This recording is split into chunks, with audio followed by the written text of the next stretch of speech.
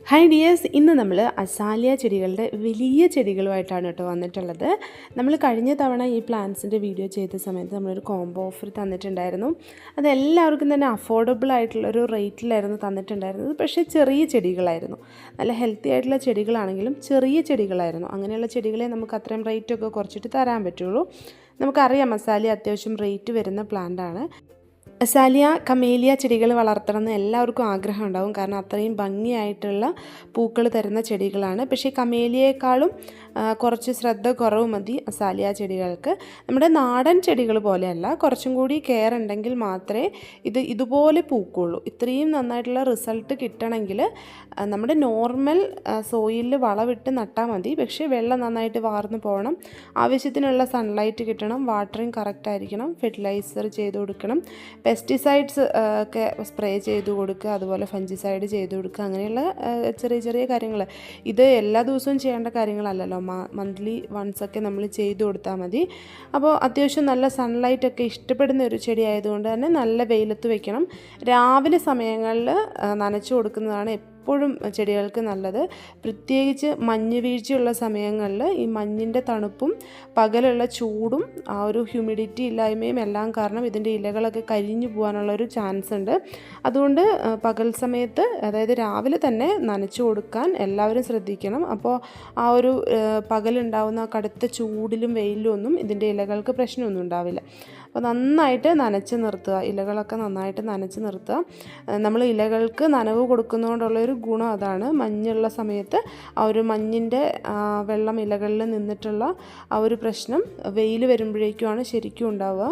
അപ്പോൾ ആ ഒരു പ്രശ്നത്തെ നമ്മൾ സോൾവ് ചെയ്യാനായിട്ടാണ് ഈ നനവ് രാവിലെ കൊടുക്കേണ്ടത് കേട്ടോ. അപ്പോൾ നന്നായിട്ട് പൂക്കൾ തരും. നമുക്കിതിന് ചാണകപ്പൊടി, കമ്പോസ്റ്റ് പോലെയുള്ള വളങ്ങളൊക്കെ ഇട്ട് കൊടുക്കാം.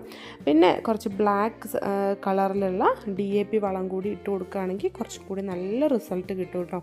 അപ്പോൾ ഇതുപോലെ നല്ല റിസൾട്ട് നമ്മുടെ പ്ലാന്റ്സിൽ കിട്ടുകയാണെങ്കിൽ ആർക്കാണല്ലേ സന്തോഷം ഇല്ലാതിരിക്കുക. അപ്പോൾ ഏത് വളങ്ങൾ ഇട്ട് കൊടുക്കുമ്പോഴും ചെടിയുടെ ചോട് ചേർക്കാതെ പോട്ടിൻ്റെ സൈഡിലൂടെയൊക്കെ ഇട്ട് കൊടുക്കാൻ ശ്രദ്ധിക്കുക.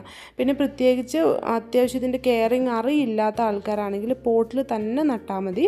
ഒരു ആവറേജ് സൈസ് ഉള്ളതായി ഇതുപോലത്തെ പോട്ട് എടുക്കുക, എന്നിട്ട് അതിലേക്ക് നമ്മുടെ പോട്ടി മിക്സ് ഫില്ല് ചെയ്തിട്ട് നട്ടാൽ മതി. നമ്മൾ നിലത്ത് തടവെടുത്ത് നടുന്ന സമയത്ത് മഴ വരുമ്പോഴും ഓവറായിട്ട് വെയിൽ മഞ്ഞൊക്കെ വരുമ്പോഴാണെങ്കിലും നമുക്ക് ഈ പ്ലാന്റ് ഒന്ന് മാറ്റി വെച്ച് കെയർ ചെയ്യാൻ പറ്റില്ല, അത് വരും. അസാലിയ പ്ലാന്റ്സ് സിംഗിൾ പെറ്റിലാണെങ്കിലും ഡബിൾ പെറ്റിലാണെങ്കിലും ഒക്കെ നല്ല ഭംഗിയായിട്ട് പൂക്കൾ നിൽക്കുന്ന പ്ലാന്റ്സ് ആണ് കേട്ടോ. അപ്പോൾ ഇതുപോലത്തെ റിസൾട്ട് നിങ്ങൾക്ക് കിട്ടണമെങ്കിൽ ഞാൻ ഈ പറഞ്ഞ കാര്യങ്ങൾ മാത്രം ശ്രദ്ധിച്ചാൽ മതി. അപ്പോൾ ഈ പ്ലാന്റിൻ്റെ ചെറിയ പ്ലാന്റ് ആകുമ്പോൾ ഈ ഒരു ഗ്രോത്തിലേക്ക് വരാനായിട്ട് ഒരുപാട് സമയമെടുക്കും. നമ്മൾ ഒത്തിരി വെയിറ്റ് ചെയ്യേണ്ടി വരും, ഒത്തിരി സമയമെടുക്കും. അങ്ങനെ പറ്റില്ലാത്തവർക്ക് വേണ്ടിയിട്ട് നമ്മളൊരു കോംബോയിൽ അത്യാവശ്യം നല്ല മെച്യൂറായിട്ടുള്ള പ്ലാന്റ്സ് കൊണ്ടുവന്നിട്ടുണ്ട്.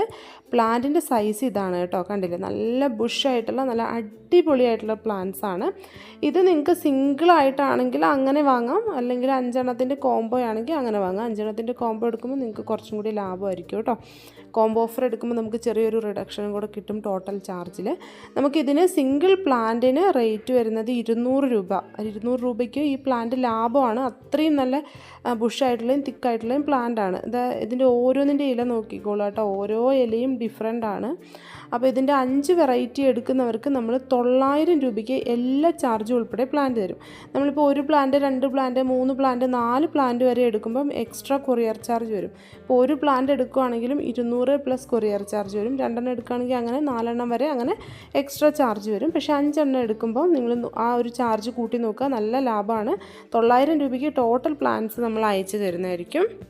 അപ്പോൾ ഈ പ്ലാന്റിൻ്റെ ഒരു ഗ്രോത്തൊക്കെ കണ്ടു കഴിയുമ്പോഴും എല്ലാവർക്കും മനസ്സിലാവും ഈ ഒരു പ്ലാന്റ് എത്ര വെർത്തായിട്ടുള്ളതാണെന്നുള്ളത്. എല്ലാവർക്കും അഫോർഡബിൾ ആണെന്ന് ഞാൻ പറയുന്നില്ല, പക്ഷേ ഈ ഒരു റേറ്റിൽ വെർത്തായിട്ടുള്ള പ്ലാന്റ്സ് തന്നെയാണ് തരുന്നത്. അത്രയും ഗ്രോത്ത് വന്നിട്ടുള്ള, അത്രയും ബ്രാഞ്ചസ് ഒക്കെയുള്ള പ്ലാന്റ്സ് ആണ് കേട്ടോ.